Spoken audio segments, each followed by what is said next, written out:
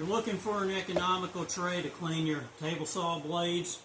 Here's one, 5-gallon bucket lid. Take your nasty blade, set it in there. I'm using lacquer thinner. Soak it.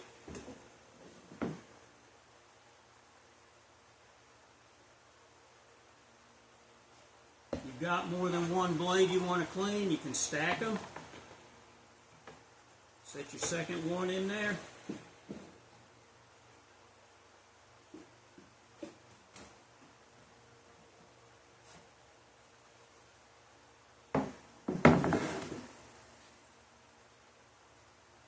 Just cover that blade, then you can take you a piece of scrap, anything, and set it on there so that it slows down the evaporation.